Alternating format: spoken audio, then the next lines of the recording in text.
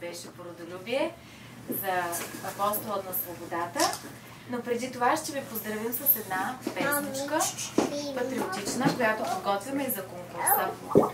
Готови ли си, Ринчета?